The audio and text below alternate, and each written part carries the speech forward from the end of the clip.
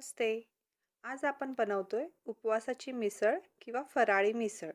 तर यासाठी सर्वप्रथम आपण पहिला खिचडी बनवून घ्यायची आहे. खिचडीसाठी मी इथे एका पॅनमध्ये 1-2 चमचे तूप घेतलेलं आहे. तूप गरम झालं की आपण त्यामध्ये जिरे घालू. जिरे तडतडले की हिरवी मिरची घालूया.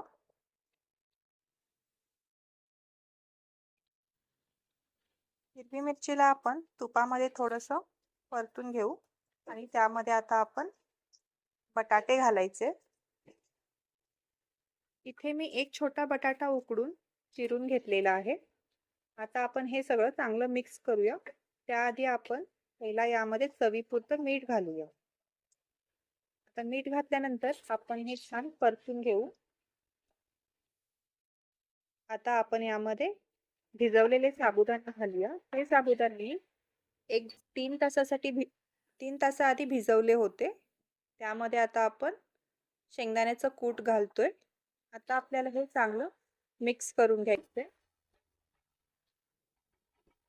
साबुदाणा आपला परफेक्ट भिजलेला असल्यामुळे खिचडी छान मोकळी होते. आता खिचडी बनवून झालेली आहे. आता आपण उपासाचा बटाटा बनवूया. त्यासाठी मी एका पॅनमध्ये 1 चमचा तूप आणि त्यामध्ये जिरे, मिरची घातलेले आणि बटाटे घातल्यानंतर आपण यामध्ये मीठ घातलेलं आहे. मी इथे सेंधव मिठाचा यूज करत आहे. उपवासासाठी आपण बनवतोय त्यासाठी. अशा प्रकारे आपला उपवासाचा बटाटा सुद्धा तयार आहे. आता आपण यामध्ये उपवासाची आमटी बनवणार आहे. त्यासाठी आपण इथे 1 वाटी दही घेतलं होतं. त्यामध्ये शेंगदाण्याचा कूट घालून छान मिक्स करून घेऊया आणि थोडंसं पातळ करण्यासाठी यामध्ये मी पाणी ॲड केलेलं आहे. हे छान मिक्स करून घेऊ. आपण आता इथे एक भांडं ठेवलेलं आहे. त्यामध्ये 1 चमचा तूप घालूया आणि सेम जिरे, मिरची आणि थोडेसे मी इथे शेंगदाणे घालतेय, कारण की आमच्या घरी शेंगदाणे घातलेलं आवडतं. जिरे, मिरची घातल्यानंतर मी थोडेसे शेंगदाणे घातले. हे आता छान परतून घेऊन 1-2 मिनिटांसाठी छान परतल्यावर आपण यामध्ये थोडेसे बटाटे. हे बटाटे घालण्याचं कारण म्हणजे आपल्या आमटीला छान घट्टपणा यावा म्हणून आपण हे घालतोय. आता आपण यामध्ये दह्याचं आणि शेंगदाण्याच्या कुटाचं केलेलं मिश्रण घालूया. आपल्याला हे बारीक गॅसवर आता होऊ द्यायचंय. गॅस जास्त मोठा नका करू, नाहीतर ह्याच्यात असलेलं हे दही फाटू शकतं. चवीप्रमाणे आता आपण यामध्ये मीठ घालूया आणि बारीक गॅसवर याला एक 3 ते 4 मिनिटांसाठी ठेवू. उकळी येणार म्हणताच आपल्याला हा गॅस बंद करायचा आहे.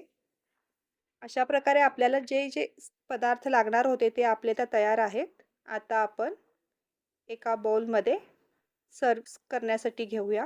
जशी आपण मिसळ बनवतो आणि सर्व करतो, जसं की पहिला लेयर बटाट्याचा असतो किंवा थोडेसे पोहे असतात, मग उकडलेली मटकी असते, त्याप्रमाणेच आपण ह्या साहित्यापासून मिसळ बनवणार आहोत.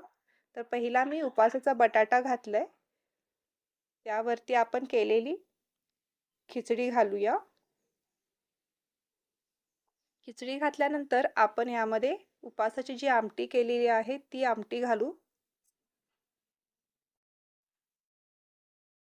आमटी घातल्यानंतर आपण आपल्याकडे असलेले जे उपवासासाठी आपण जे वापरतो, वेफर्स, साबुदाणा चिवडा, बटाट्याचा चिवडा, घरी जो असेल तो आपण यावरती घालू शकतो. त्यामुळे एक छान क्रंची फील येतं आणि चवसुद्धा खूप छान लागते.